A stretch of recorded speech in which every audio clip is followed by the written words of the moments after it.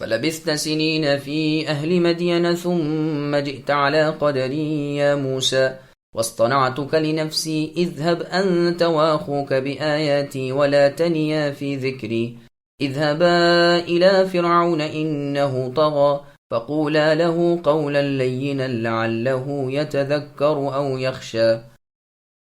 پھر تو اے موسیٰ کئی سال تک آپ مدین کے لوگوں میں ٹھہرے رہے، پھر تقدیر الہی کے مطابق اے موسیٰ آپ آئے، اور میں نے آپ کو خاص اپنی ذات کے لیے پسند فرما لیا۔ اب آپ اپنے بھائی ہارون سمیت میری نشانیاں ہمراہ لیے ہوئے جائیے، خبردار میرے ذکر میں سستی نہ کیجیے۔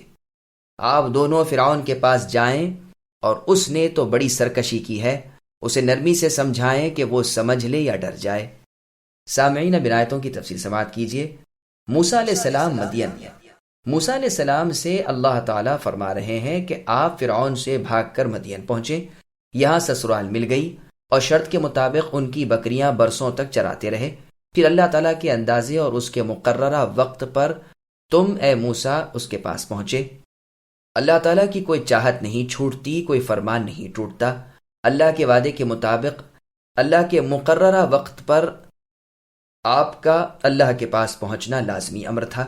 یہ بھی مطلب ہے کہ آپ اے موسیٰ اپنی قدر و منزلت کو پہنچے، یعنی رسالت و نبوت ملی۔ میں نے آپ کو اپنا برگزیدہ پیغمبر بنا لیا۔ صحیح بخاری میں ہے، رسول اللہ فرماتے ہیں آدم اور موسیٰ علیہ السلام کی ملاقات ہوئی تو موسیٰ علیہ السلام نے کہا کہ آپ نے لوگوں کو مشقت میں ڈال دیا، انہیں جنت سے نکال دیا۔ آدم علیہ السلام نے فرمایا آپ کو اے موسیٰ اللہ تعالیٰ نے اپنی رسالت سے ممتاز فرمایا اور اپنے لیے پسند فرمایا اور تورات عطا فرمائی۔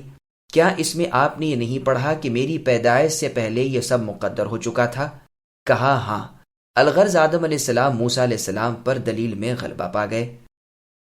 میری دی ہوئی دلیلیں اور معجزے لے کر اے موسیٰ آپ اور آپ کے بھائی ہارون دونوں فرعون کے پاس جائیں، میری یاد میں غفلت نہ کرنا، تھک کر بیٹھ نہ رہنا۔ چنانچہ فرعون کے سامنے دونوں اللہ کے ذکر میں لگے رہے تاکہ اللہ کی مدد ان کا ساتھ دے، انہیں قوی اور مضبوط بنا دے اور فرعون کی شان کو ڈال دے۔ چنانچہ اللہ نے فرمایا کہ فرعون کے پاس تم میرا پیغام لے کر پہنچو، اس نے بہت سر اٹھا رکھا ہے، اللہ تعالیٰ کی نافرمانیوں پر دلیر ہو گیا ہے، بہت پھول گیا ہے اور اپنے خالق مالک اللہ کو بھول گیا ہے۔ اس سے گفتگو نرم کرنا۔ دیکھو فرعون کس قدر برا ہے، موسیٰ علیہ السلام کس قدر بھلے ہیں، لیکن حکم یہ ہو رہا ہے کہ نرمی سے سمجھانا۔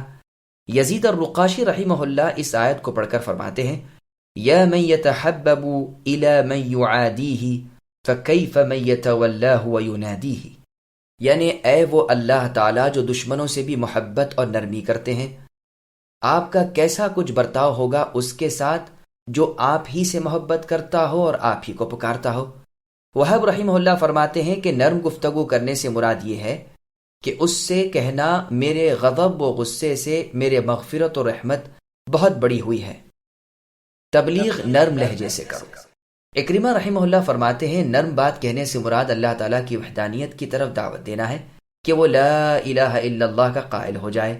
حسن بصری رحمہ اللہ فرماتے ہیں اس سے کہنا کہ تمہارے رب اے فرعون اللہ تعالیٰ ہیں، تمہیں مر کر اللہ تعالیٰ کے وعدے پر پہنچنا ہے جہاں جنت و دوزخ دونوں ہیں۔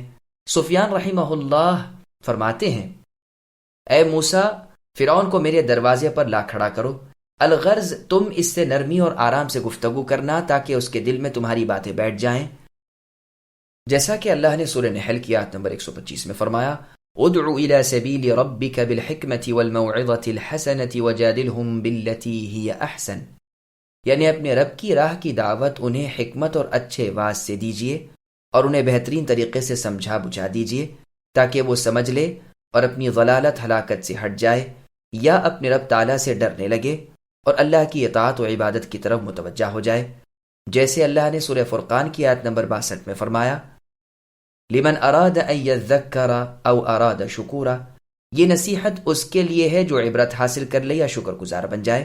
بس عبرت حاصل کرنے سے مراد برائیوں سے اور خوف کی چیز سے ہٹ جانا اور ڈر سے مراد اطاعت کی طرف مائل ہو جانا ہے۔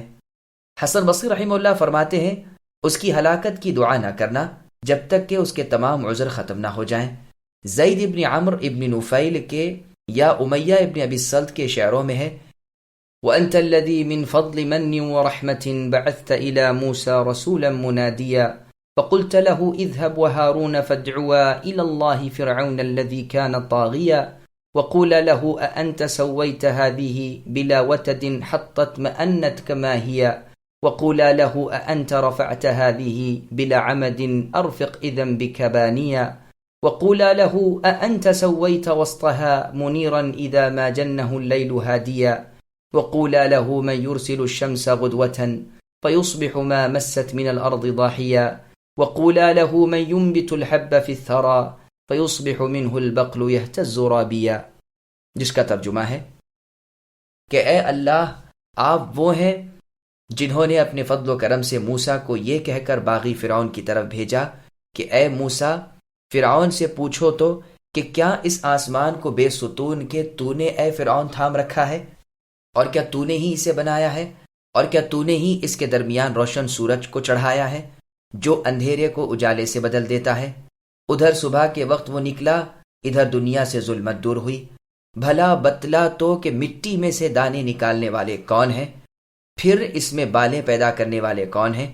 کیا ان تمام نشانیوں سے بھی تو اللہ تعالیٰ کو نہیں پہچان سکتا کہ یہ سارے کام اللہ ہی کرتے ہیں، کوئی دوسرا نہیں کرتا اور نہ کر سکتا ہے۔